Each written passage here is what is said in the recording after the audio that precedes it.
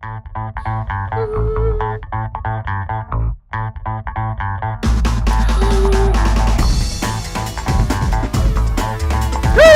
Woo! Ah! Oh my gosh! Hi, Sid. It's Thatcher calling. I was hoping you'd be well by now, but c'est la vie. It's been a long day. The best part, surprisingly, was on the way home, when I talked with Pawpaw Sally. Not in person. She's not in California. She and Papa Silas are back in Trinidad. They both send hugs, and they hope you have a speedy recovery. It's nice having in-laws who care about my friends and family, and vice versa in your case.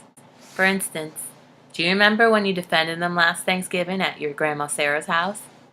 Sora and I arrived at the party in the afternoon, and by then I was well cheesed because of the conversation he and I had had earlier that morning with his parents. Pawpaw and Papa had called in for a video conference to wish us a happy holiday, which was thoughtful of them.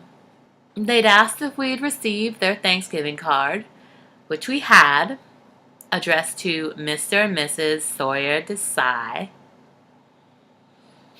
They'd been at our wedding, seated in the front row. Sawyer and I had made it very clear during the ceremony neither of us was changing our name. How could they not grasp that I'm not Mrs. Anybody? I'm Thatcher McGee. I'm an individual person, not an extension of my husband. I was agitated, but I politely responded, "Yes, we did. Thank you." The turkey dressed as a pilgrim on the front cover was quite festive, and I moved the conversation along. We told them about our plans for the afternoon. They said to say hi to everyone. Then Pawpaw turned directly to me and inquired what I had learned to cook for the big day now that I was married. She actually said those words, "Now that you are married." I didn't become a chef. I entered a committed partnership with her son. Signing a legal document did not transform me from Mary Tyler Moore to Donna Reed. I tactfully pointed out that Sawyer was the one who crafted most of our meals, just as he had since we'd first started dating. Pawpaw and Papa nodded slowly to each other, and I moved the conversation along. Then, Papa Silas asked if we would be celebrating any additional holidays during the season. Before Sawyer could remind him that we'd be visiting them on the island for New Year's, after spending Christmas with my mother in St. Croix, my father-in-law told us we should establish our cultural practices now, before we have children, so it would be easier to teach our customs to the little ones once they arrive. Sawyer and I looked at each other trying to figure out how to respond, and then Papa started preaching, "If you don't know where you come from, then you don't know where you're going." Pawpaw jumped in, telling us that Diwali had already passed, but we still had a few months till Chinese New Year.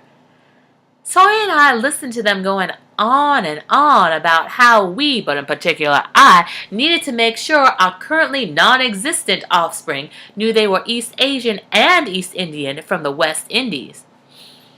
Now, I have seen Sawyer's baby pictures, an extensive collection documented his formative years, and there was nary a sorry nor a dumpling in sight, but I'm supposed to enlighten his parents' grandchildren about their heritage in the South Asian, East Asian, and West African diasporas before these kids exit my womb? I'm in touch with our roots. I listened to the Miseducation of Lauryn Hill. I rented Saving Face. I watched the Namasake. The Namesake. I doubt I would have sat through the whole movie if Kumar wasn't in it, but still. Though, it would have been nice if Harold had shown up. Sawyer and I waited for his parents' rambling to subside. Then we cordially ended the call since we had to skedaddle to our main event. Then we showed up at Sarah's house. Sid, You saw my sad face and you escorted me to the lanai to discover what was going on. After you wriggled the story out of me, you had a hearty laugh, which I did not appreciate, Sid.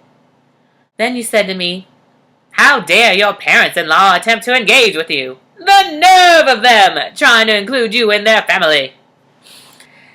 You theorized that my in-laws were expressing their love for me in their language, but they were not effectively communicating with me in my language. You also posited that they might be scared. Their son had moved 4,000 miles away from home to live in another country, where he was celebrating a holiday that had no relevance to them. Also, Sally and Silas lived too far away to experience their grandchildren in the way Sawyer's grandparents had probably been a part of his life. They were worried about losing their traditions. So, you suggested I talk with Sawyer about how I was feeling, and then talk with Sally and Silas again. I took your advice, as I often do. Sawyer and I set up another video call with his parents. We talked with them about what our marriage meant to us, and how we wanted to include Sawyer's parents in our family as well. And I had to admit, I was excited about the prospect of exploring our children's history across 3 continents and 3 oceans. This conversation made all of our relationships better. Papa Silas said he was glad his new daughter, me, proposed this powwow. Then he smiled and nudged Pawpaw Sally with his elbow. Sally and Sawyer both groaned, but I didn't understand what was happening. Sawyer explained that his father had been making Indian/Indian jokes since before Sawyer was born, and Papa Silas was still the only person who laughed at his own particular brand of wit.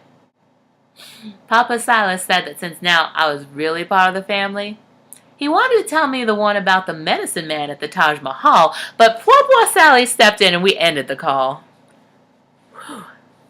So that side of my family is doing great, but over on this side, I know the doctor said it could be any day now, and patience is a virtue, but